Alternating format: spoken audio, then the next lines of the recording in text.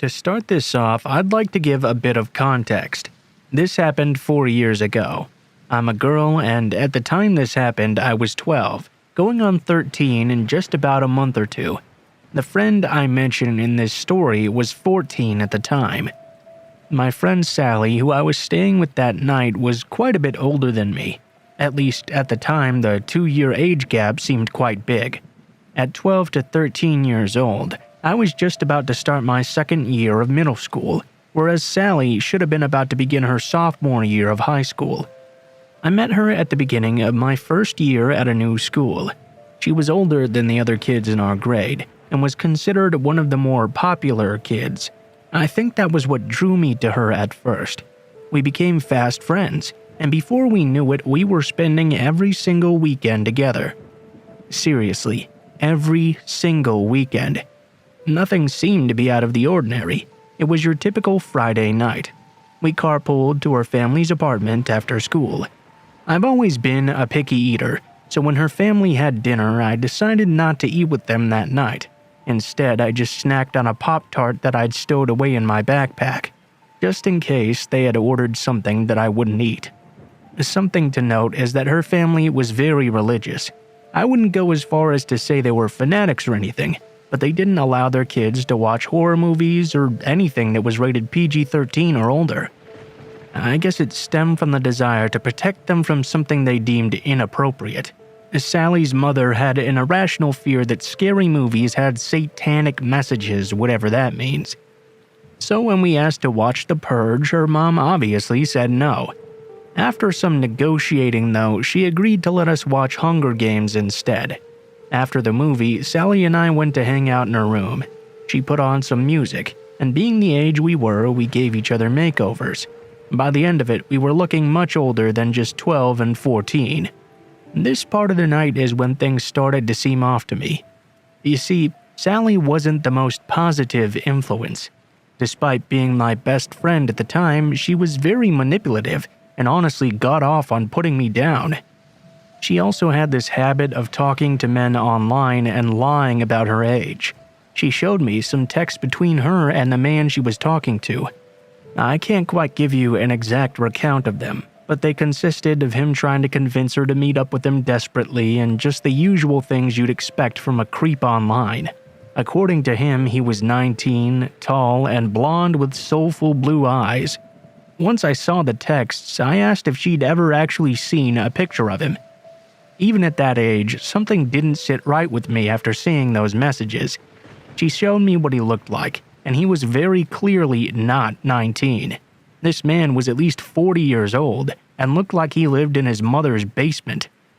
That's when we suddenly got a call from him. Sally answered without hesitation, and when I heard the voice on the other end of the call, I immediately felt like I was going to be sick. "You're so pretty. Why don't you come and meet me?" he asked. Sally said that she couldn't because she was spending the night with a friend. The mention of that sparked his interest very much. He then proceeded to try and convince both of us to meet with him instead. Sally, lacking any common sense, said yes. Thus began her plan for us to sneak out and walk 15 blocks to meet him in a deserted McDonald's parking lot. I really didn't want to go. I was raised on stories of what happens to teen girls who meet random men from the internet in person. But after adamant pleading from Sally that she didn't feel safe going by herself, I agreed. We took our phones with us for this walk. I also had the foresight to stuff a kitchen knife in my bra just in case something were to happen and I needed to defend myself. The route we had to take to get there didn't have very many street lamps, and there weren't many houses either. We were completely surrounded by trees on both sides of us too. When we got to this parking lot, the only car parked nearby was a black beat-up 2000 Toyota Corolla. The car was still running when we got there, and from what we could tell, there was more than one person inside. The man from the picture got out of the front passenger seat and left the door open behind him before starting to approach us. I turned my flash on so I could see, and I noticed he was very obviously on something. I can't tell you what kind of drug it was for the life of me, but his eyes were so wide they looked like they were about to burst from his head. He was jittery and twitching all over the place. I became very conscious of how big he was. Maybe 6'2" and around 280 pounds as well. For reference, my friend and I did not look our ages, even without makeup. I'm about 5'2", and my friend was actually pretty tall, probably around 5'6" or 7" at that age. We were both still significantly smaller than him. The man reached out for us and grabbed my friend by the arm. I went to get my knife as quickly as I could, and that's when I saw his friends getting out of the car.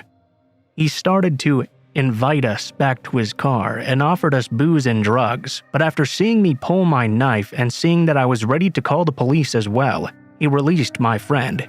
I took Sally's arm and ran faster than I ever had in my entire life.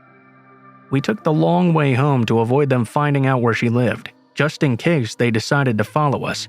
Once we got there, her family was still sound asleep. We locked all the doors, closed the blinds, and blocked him on everything. There would not be any sleeping that night. We were constantly peeking out the window, and to our dismay, that same Toyota Corolla began to circle around her apartment building. Not once, not twice, a full 3 times. I never mentioned any of this to my parents out of fear of getting grounded or being in trouble. I'm 16 now, and they still have no clue. I still get nervous when I see a car similar to the one from that night. As for Sally, her parents never found out either. We both agreed to never speak about it again. Thankfully for her, she moved into a new house just a few weeks after that happened, though. Safe to say, Sally and I haven't spoken in a full 3 years. She was really pissed at me for ruining her night, and needless to say, our friendship did not last long after that. We had a pretty bad falling out, actually, but looking back on it now, I guess it was definitely for the better. So, to Sally, thank you for teaching me a very valuable lesson and making me realize that some people are best just left alone. And to the man and his friends who tried to prey on 2 young girls that night, I hope we never meet again.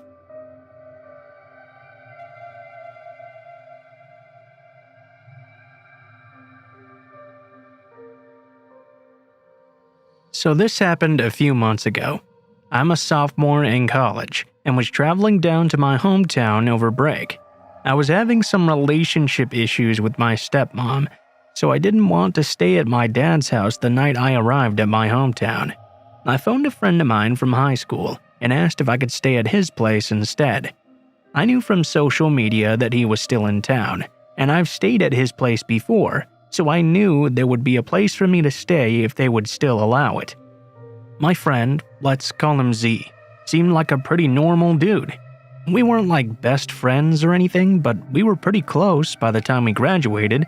We would occasionally text or hang out if I was in town and catch up, reminisce on all the times we spent together in orchestra or English class. So when I called, he seemed extremely enthusiastic. Z was a normally very upbeat guy, but this time it seemed like he was getting a brand new car or something. I didn't think too much about it at the time, and he said of course I could sleep in the guest room, so I headed on over. When I got to his house, he was just as excited as he had been on the phone. He was bringing up different things to do like getting high or watching weird movies or playing video games together. Z's parents weren't home, so he really wanted to take the opportunity to smoke. I was pretty tired from the drive, but since we rarely got to see each other, I thought a little bit of friendly bonding couldn't hurt anyone. We played Smash Bros, smoked some weed together, and chatted away for a few hours. It was longer than I wanted, but I was having a lot of fun, so whatever, right? By the time it was getting late though, around 2 a.m., he started to ask some pretty weird questions. If I ever wondered what it was like to kill someone, or if I thought anyone would miss me when I was gone.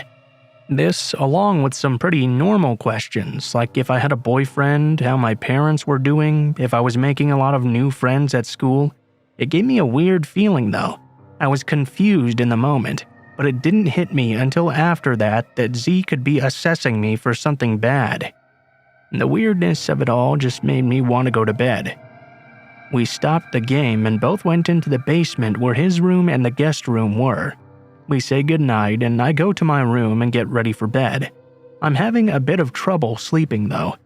Just a bit of insomnia that I'd had for a while. I stay awake for around an hour until I begin to hear some movement outside my room.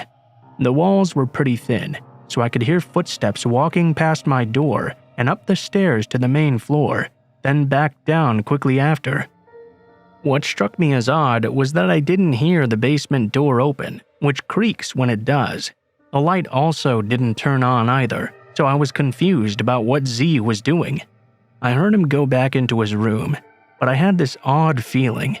Just ever since I'd met him this night, he seemed a lot different than he'd ever been before. I decided to look him up quickly on social media and Google to see if there was anything out of the ordinary that I could find.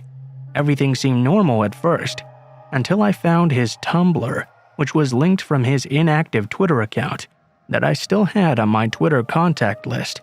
His Tumblr was, well, disturbing. There were graphic drawings of mutilated bodies of humans and animals, links to suspicious-looking websites I didn't even dare to click on, and texts, posts, and stories about murdering, cannibalism, necrophilia, and torture. There were photos of guns, knives, axes, and various weapons, which after looking closely looked like they were taken in his bedroom. The last post, about a week prior, was a text post from the account saying he wished he could find someone easy to kill like a homeless person. I was immediately filled with dread. I knew he was going to do something. He must have gone up the stairs to lock the door. I packed my things. Luckily, I packed very lightly. I opened this small window at the top of my bedroom's wall. I started desperately climbing through, and just as I was pulling my legs up and over, he opened the door. It was dark, but the streetlight illuminated just enough for me to see he was carrying something long and skinny, probably a knife. He didn't say anything. I didn't say anything either.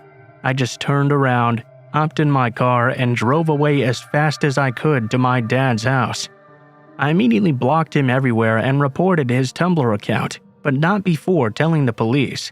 They said they couldn't do anything, as the guns were registered under his dad, and he hadn't actually had the chance to do anything yet.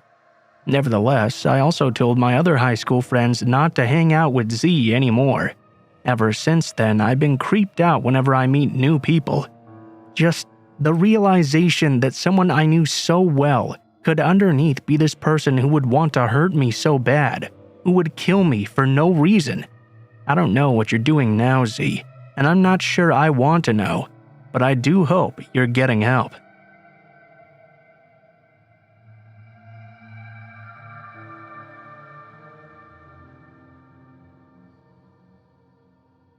This story happened quite a few years ago when I was much younger and much more naive as well. I want to preface this story by stating that I've since learned my lesson. I'm now in a happy and long-term relationship that's taught me a lot about my self-worth. I also apologize for length and any unnecessary details there might be. It's been quite a long time since I've let myself think about this, and it was quite cathartic to write this all out. This started my second year of university. I'm a female and am overweight somewhat. I was very focused on my studies while in high school, so even though I had a large group of friends and went to a lot of parties as well, I always put my school first. I didn't date at all because I saw it as a distraction. And to be completely honest with myself, no one was really interested in me. Most of my male friends were gay and the straight ones were already dating my other friends. It wasn't until university that I decided maybe it was time for me to open myself up to the concept that I could start dating and maybe share my time with someone. So, about a week after school started, I was heading to our local mall to hang out with some friends and buy some new clothes for the year. I just needed enough nice things for the first week, and then I really couldn't care what I looked like. At this time, I had a license, but I didn't possess a car, so the only means of transportation available to me were walking, friends that took pity on me, and the bus. Unfortunately, as fate would have it, today I was at the mercy of public transportation. I was already on my connecting bus heading to the mall when I watched as a young guy waltzed on. He looked to be a few years older than me and was in quite good shape as well. As this was the bus heading to the mall, the route was quite busy, and my seat was the last seat open. He proceeded to sit next to me. I really didn't pay him much attention as I was texting my friend. When I was finished texting, I did everything I could to not engage with the guy beside me. My phone was an older phone that had a slide-out keyboard, but no internet access or games either. I was able to avoid his stare for all of about 10 minutes until he shifted his weight and I made accidental eye contact with him. It was at this point he smiled at me and said I looked quite beautiful. He commented on how pale my skin was and how pretty it looked contrasting against my dress. I smiled uncomfortably but began talking to him. It was nice to be acknowledged, but I was still wary. I gave him a fake name, Olivia, and we continued conversing. When the bus stopped at the mall, he asked me what my number was, but I told him that I didn't know him that well and I would see him around. I spent the whole day with my friends, and then it was time to head home. My mother had already arranged to pick me up at the plaza closer to our house, but I still needed to take the bus to this location. As I'm sitting down for the ride back, I see that same guy coming onto the bus. I hate to admit that I was actually a bit happy to see him there, and when he sat down beside me, I was a bit flattered. We talked the whole ride, and when his stop came up, he asked for my phone number. This time, I gave him my Facebook instead. He actually laughed when he realized I'd provided him with a fake name at first and credited me with being smart about it. I'm a naturally cautious person, and my Facebook really didn't contain any personal details, or really even pictures, as I mostly used it to just connect with friends for group assignments or have private chats and messages, so I really didn't feel nervous about providing him that information. That night, he began messaging me right away, and for a few weeks, we only chatted on Facebook. After a few weeks of chatting though, I felt comfortable enough with him to give him my cell phone number and arrange a face-to-face meeting. To my excitement, the meetup went quite well. We met in a public coffee shop and paid our own ways. At the end of this date, we went our separate ways, and I was actually looking forward to seeing him again. We make plans to go on another date, but in about a week or so. Life is a bit crazy around September, and I felt bad for putting off more time together, but he seemed to understand and gave me some space. This next date he planned on his own to give me some time to deal with my personal life, and I thought that was very sweet of him. He wanted to pick me up, but I agreed to meet him at the movie theater instead. We still hadn't really known each other that long, and I didn't quite want him knowing where I lived just yet. I'm really thankful I made this decision. The theater was also in a plaza that was not very far away from my house.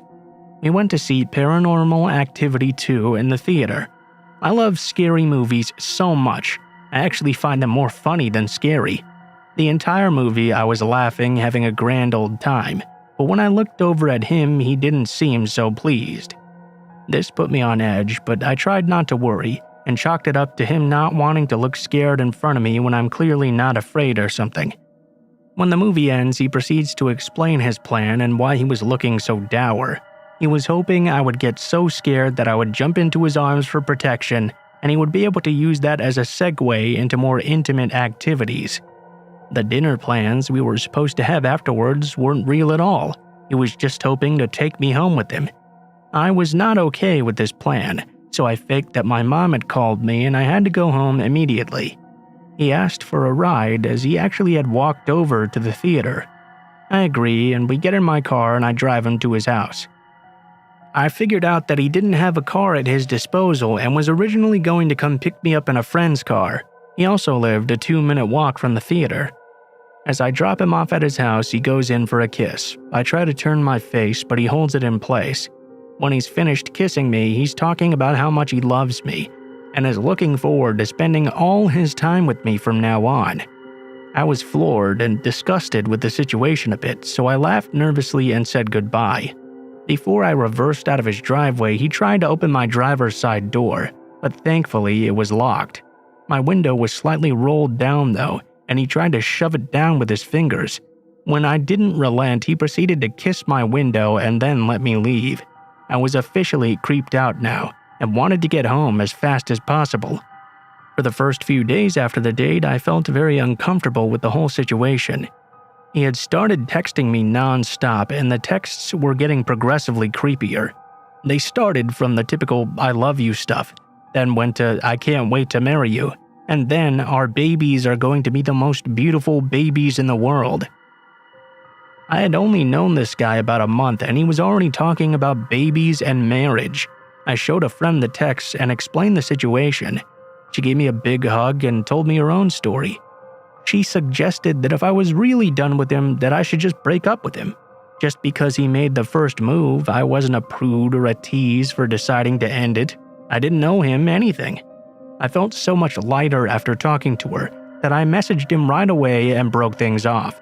I went to class thinking it was going to be just that easy. But of course it was not. He proceeded to flood my phone with text messages. At first, they were concerned. He wondered where he'd gone wrong and what he did to scare me off. When I didn't respond instantaneously though, he changed tactics and started saying he was going to kill himself and that I was his soulmate. At this point, I had just gotten out of class and was finally able to address these texts. I called him and explained that I just didn't feel a connection. It was better for me to end it early and that I didn't want to lead him on. I also told him that it was not worth killing himself over and that if he was really feeling that way, that he needed to speak to someone about it who could help him. This started a brand new barrage of texts and voicemails, calling me various terrible names and blaming me for everything. That it was my fault he was going to kill himself and that I was a terrible person. He called my phone constantly, causing me to have to flat out turn it off. This is around the point which I told my mom. She didn't judge me for not telling her earlier. She was supportive that I'd tried to handle it my own way, but she was angry that this guy was acting this erratic. She was a bit nervous at his escalation, especially because she worked in criminal law and saw the worst of humanity on a daily basis. I followed her advice and texted him I was not responsible for his choices or behavior, and that I stood by my decision to break off with him. I told him I wouldn't respond anymore, and if he persisted, I would be forced to contact the police.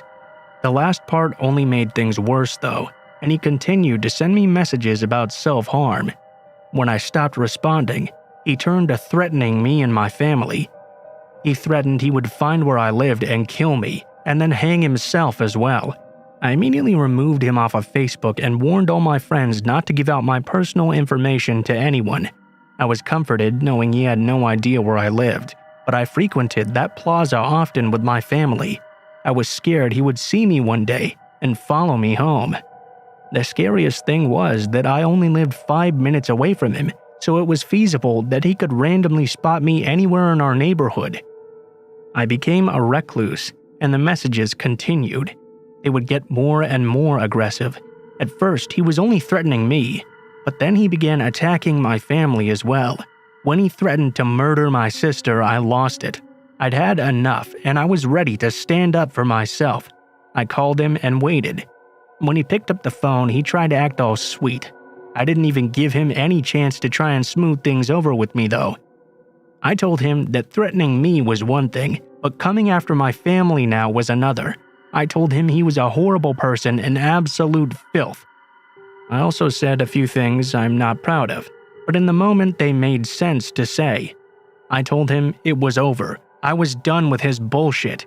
One more attempt and I was going straight to the cops. I reminded him that I knew where he lived, and it would be very easy to find him. I like to think it was that last part that scared him, because after that he hung up on me and never contacted me again. For the next little while though, I was very cautious about leaving my house, and my family avoided that plaza at all costs. I saved all the threatening text messages, just in case, and kept my old phone even when I upgraded to a new one. About a year and a half later, my friend decided to look him up on Facebook, against my wishes. She discovered that he'd moved away, and I didn't need to worry about a chance meeting with him ever again. She also discovered he had a new fiancée that was basically my exact twin. It was unsettling to know she was almost identical to me, and he had started dating her almost immediately after I told him to finally leave me alone.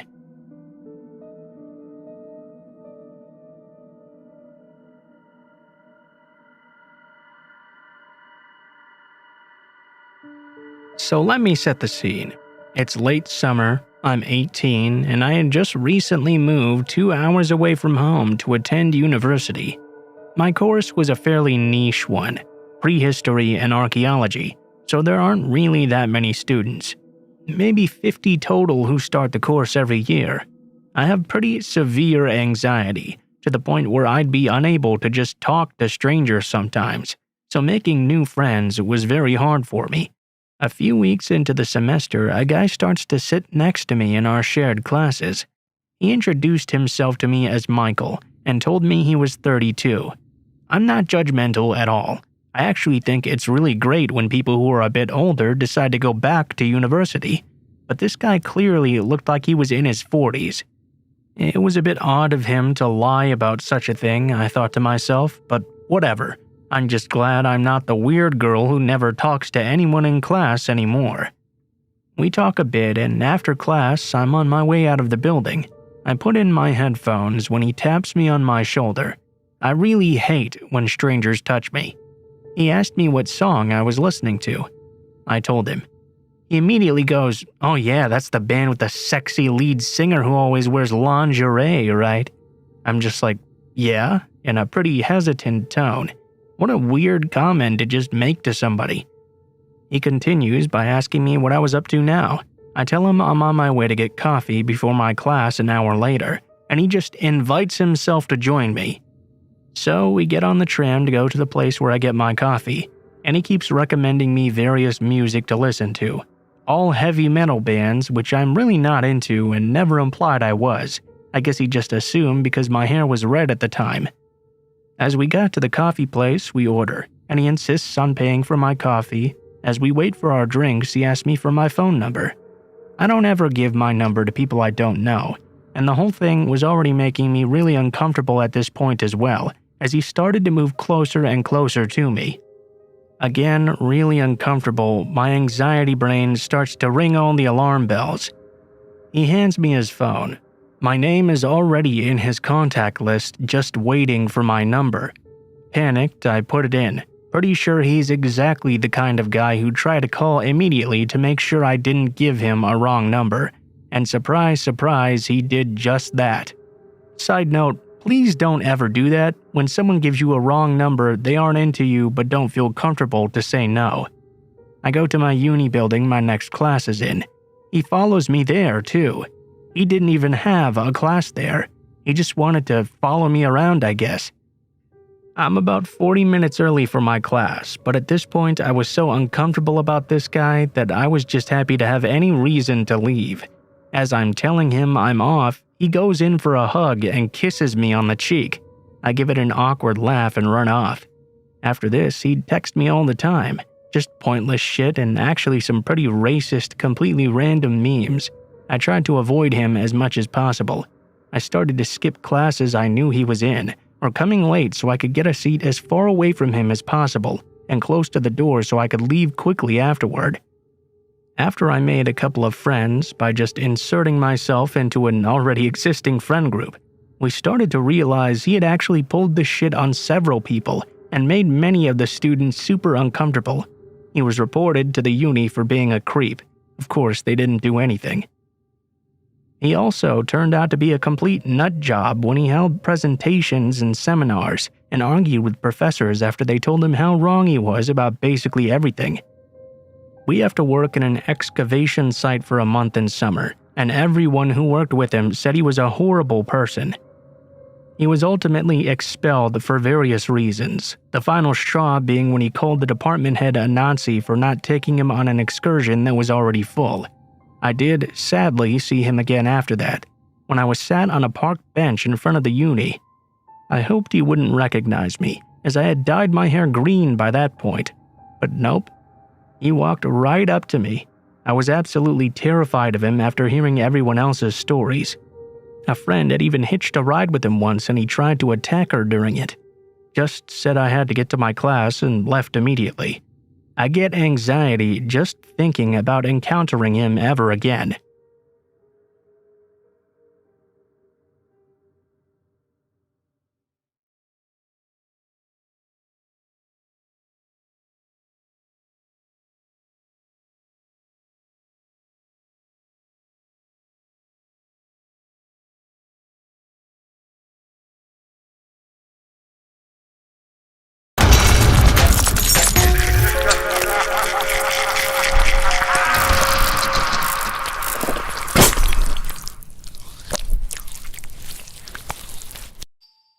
Why have they locked me away? I just want to torture people. What's wrong with that? I just want to watch them cry and bleed. I just want to see them in pain. I just want them to hurt. I just want them to suffer. I just want them to scream. I just want them to die. What's wrong with that? Join me as I share with you 5 true horror stories of the criminally insane.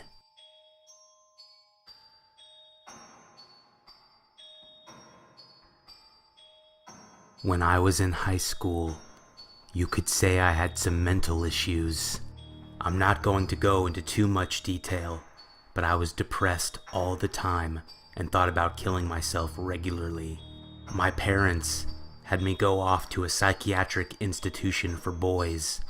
I made friends with boys who were like me. They had similar problems and understood where I was coming from. This one day, a new boy arrived on our block. We all knew very quickly that he was a very special case. On his first day, he attacked another boy with a plastic spoon he had broken. He was put into private isolation, where he received counseling every day, as well as massages to try to keep him calm. At some point, he was free to be around the rest of the boys again, and on the day he was first allowed to join us, he came up behind me when I was drawing and bit the back of my neck. I don't mean he gave me a nibble either. I was rushed to the nurse's station and had to get 23 stitches. I was released from the institution before this boy was, and every day I was there with him, I was terrified. He would look at me often with a hatred in his eyes. All he wanted to do was hurt me and every other boy there. I have no idea what became of him.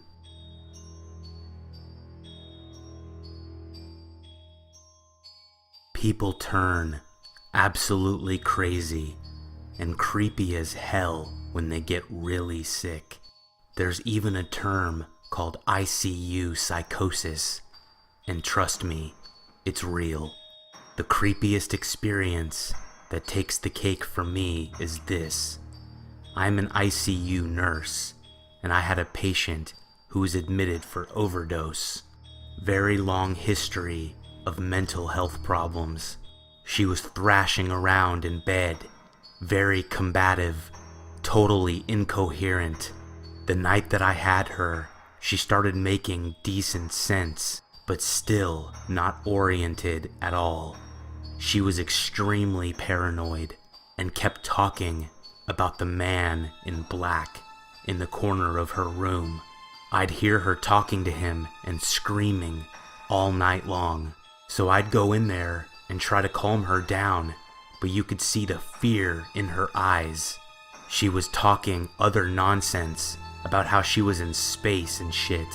And with certain patients, you try to redirect their reality, but what I did didn't help. She said, "That man in black, don't you see him?" and pointed to the corner of the room. I said, "There's nobody here." I stepped into the corner she was pointing to and waved my hands around.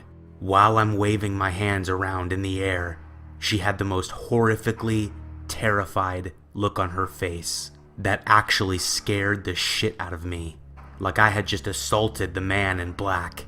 I said, "See, there's nobody here." And she said, in a matter-of-factly kind of way, "That's what you think." I promptly left the room.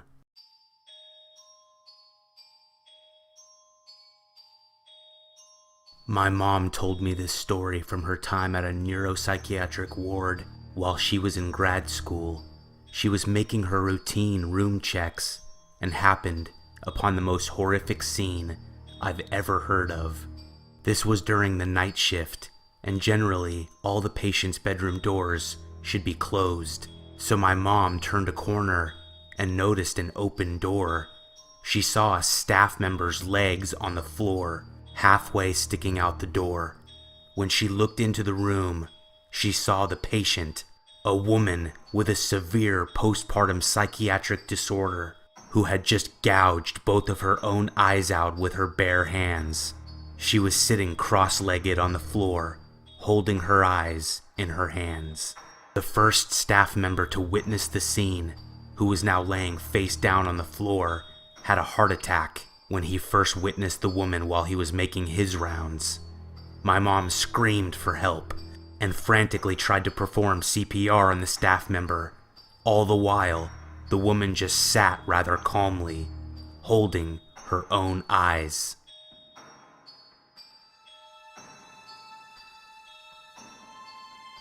My father remarried when I was 7 years old. My new stepmother had 3 kids. The youngest, a boy, was just a baby. Her oldest was also a boy, and he was a very nice kid. He was 2 years older than me. Her middle child was my age, and she was a girl. This girl, we'll call her Amy, was extremely troubled. She was a very, very mean child. When we first moved in with them, I would wake up in the middle of the night, and Amy would sometimes be there in the doorway to my room, watching me. I'm not exaggerating. She actually did this, and my dad flipped out when I told him. Amy stopped doing it after she got in trouble, but after a few weeks, one night, I woke up to unbelievable pain. Amy had pushed a thumbtack into my forehead. I screamed and cried, and my dad and Amy's mom came running into the room. Amy got in trouble, of course, but not like she should have. My parents were in denial and figured she was just mad at me, but I told them there was something wrong with her and that nothing had happened and she had no reason to be mad at me and to do something like this. I could tell that my dad knew there was something more that was wrong. I tried telling my dad I thought she should go to a hospital, but at my age, I didn't really know what they were called, just a hospital for people with problems. We lived down a dirt road, and during the weekends, sometimes I was forced to play with Amy. I constantly told her to stop staring at me and to not come near me. I was living in hell. This little girl was crazy.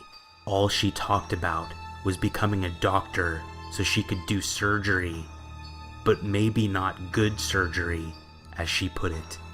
She said it would be fun to cut people's bodies open and fill their cavities and arteries with broken glass and nails. To say I was scared of her would be an understatement.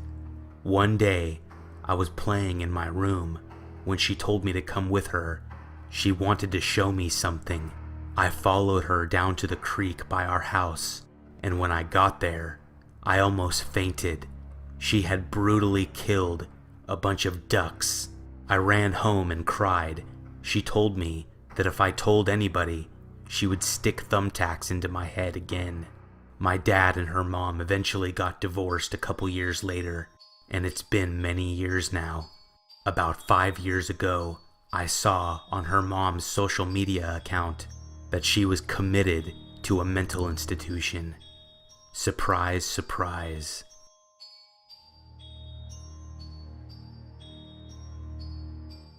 My mom worked in mental institutions in her younger years and actually worked at a large, well-known asylum before it was shut down.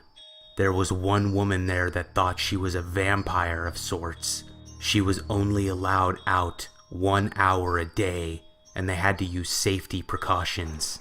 She had already attacked and killed at least one hospital worker before these rules were enacted. When my mom asked about her, it was revealed that she had killed at least 2 of her children, as well as her husband, because she had some sort of physical condition called porphyria, which apparently made her crave blood. By the time that they discovered there was something seriously, physically wrong with her, she already had lost her mind from guilt and grief.